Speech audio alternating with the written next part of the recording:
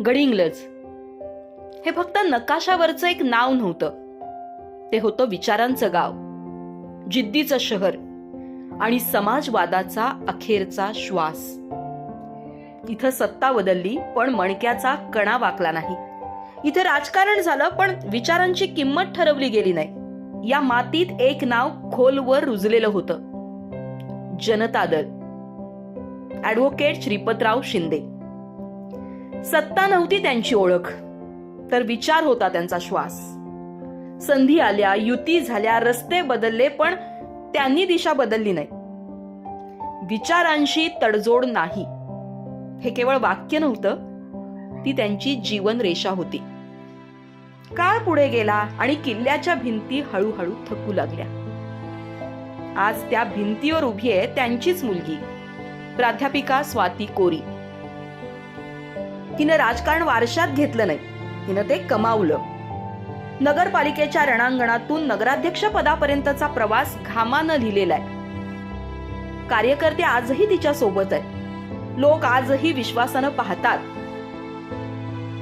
पण पक्ष, तो पक्ष आता आवाज राहिला होता, शक्ती नाही. आणि मग एक कठोर प्रश्न उभा राहिला. विचार जपायचे की माणसं वाचवायची? लढायचं असेल तर मोठ्या रणांगणात उतरावं लागतं. हा आग्रह कार्यकर्त्यांचा होता आणि तो आग्रह म्हणजे पराभव नव्हता, तो होता अस्तित्वाचा आक्रोश. बुधवारी अर्ज भरले गेले.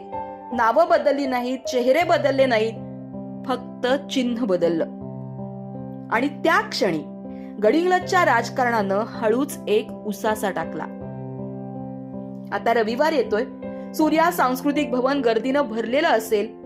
भाषणं होतील, टाळ्या वाजतील, शक्ती प्रदर्शन होईल. पण त्या टाळ्यांच्या आवाजाखाली एक वेदना मात्र शांतपणे दडपून राहील. हा पराभव आहे का, की काळाशी केलेली तडजोड?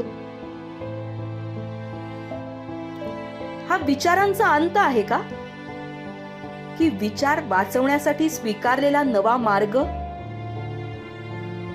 जनता दल इथेच संपेल का, की इतिहासाच्या पानांमध्ये एक तेजस्वी अध्याय म्हणून राहील? उत्तर काळ देईल. पण इतकं मात्र निश्चित, या रविवारी गडिंग्लजच्या मातीवरचं एक युग शांतपणे निरोप घेईल.